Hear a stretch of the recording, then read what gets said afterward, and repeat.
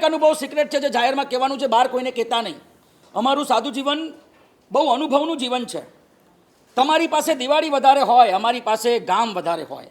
બે પ્રકારના અનુભવી આ દુનિયામાં બતાવ્યા છે કે જે ગામના પાણી પીવે એ અનુભવી હોય, જેણે દિવાળી વધારે જોવી એ અનુભવી હોય.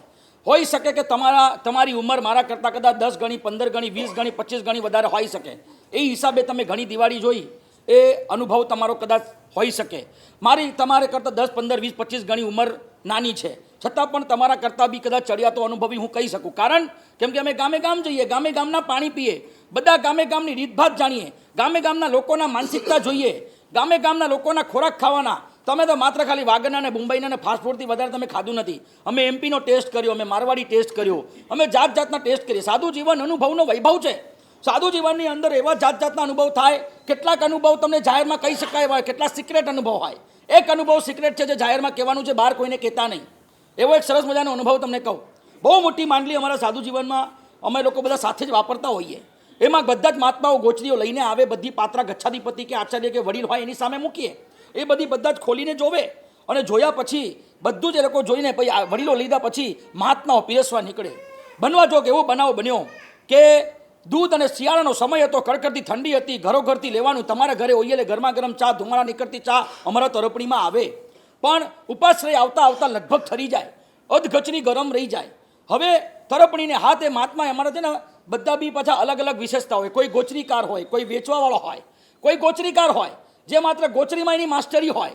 હવે અમને કેળાનો ખપ છે, હવે અમે તમને સુજાડવું હોય. બેનો આમ જેવા અમે જઈએ ધર્મલાભ કરી હળબડાઈ જાય, સાહેબજી હા, સાહેબજી હા, સાહેબજી હા. હવે અમને કંઈ ખપ ન, અમને કેળાનો જ ખપ હોય. એટલે અમે પાતળું કરીને રોટલી આમ હટાવીને કેળું બતાવે એને ક્લિક થાય કે વાહ કેળું છે આપણા ઘરે. ખ્યાલ આવ્યો તમને? આવું અમારા ગોચરીકાર પણ હોય છે કે જ્ઞાન સાધુ હોય, વૃદ્ધ સાધુ હોય, બાળ સાધુ હોય, એને કંઈક લાવવું અને માંગ્યા વગર લાવવું એ કેવી રીતે કરવાનું તો આવી માસ્ટરીઓ અપનાવે. એવી રીતે લાયા પછી એને વેચવાવાળા હોય ને એ બી મોટા સેલ્સમેન હોય. તમારા સેલ્સમેનગીરી તો પાણી પાવે, અમારા એવા સેલ્સમેન હોય. ગમે તેવી ગોચરી હોય ને વધી જાય તો ખપાવી દે, એવું કરે. એવામાં એક વખત ચા વધી ગઈ. ચા વધી નહીં, ચા તો જોઈતી હતી બધાને, 2-4 મહાત્માઓએ મંગાવેલી. પણ બનાવ એવો બન્યો કે ઠંડીમાં કેટલાય ઘરોથી ઓઢીને આવેલા, હાથ લગાડ્યું તો લગભગ અધકચરી ગરમ હતી. હવે જો એમને એમ આપી દઈએ તો બધા ના પાડે, ભાઈ ગરમ હોય તો આવત, બાકી પઠવી દો ભાઈ, અમને ન ચાલે. આવું હોય બરાબર. કોઈક લેવાની આનાકાની કરી દે, એવા બી હોય કે ઠંડી ગરમ, તીખું, મરચાવાળું, તેલવાળું કોઈને ન ચાલતું હોય તો એવા પણ ખપાવાળા અમારા પર સાધુ હોય. પણ ગોચને પઠવે નહીં. પણ જેણે મંગાવી એનું શું? એવામાં મહાત્માએ પછી કીધું અત્યારે રહેવા દો શાંતિથી, બધું જ વેચાઈ ગયું. છેલ્લે એ તરફ લીધી, ગરમા ગરમ ચા. એક પાત્રી ઊભી થઈ, બીજી પાત્રી આમ ઉપર આવી, ત્રીજી પાત્રી ઉપર આવી, તરફણી ખાલી થતી ગઈ. ચોથા પાંચમાં તરફણી ખાલી થઈ ગઈ બરાબર. હવે ઊંચી થયેલી પાત્રી સીધી મોઢે આવી. પછી આમ જોયું, આમ થઈ ગયું, બીજાને આમ થયું, ત્રીજાને આમ થયું, ચોથાને આમ થયું. બધા એક સાથે બોલ્યા આ શું?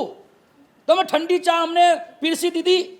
ભાઈ મેં ઠંડી ચા નથી પીરસ્યો, મેં તો સાચું બોલીને જ આપી છે. તો કે એ કેવી રીતે? ગરમા ગરમ ચા.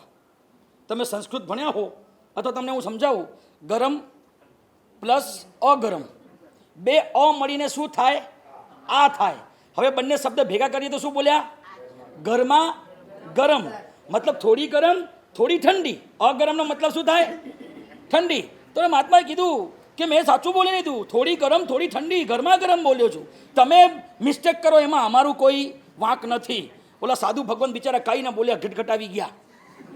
તમે જેમ તમારા નાના છોકરાને દવા પીવડાવો ને એમ ગયે ઘૂંટમાં બધી સીધી અંદર કે મહાત્મા સાચું બોલ્યા હતા, ગરમા ગરમ થોડી ઠંડી થોડી ગરમ.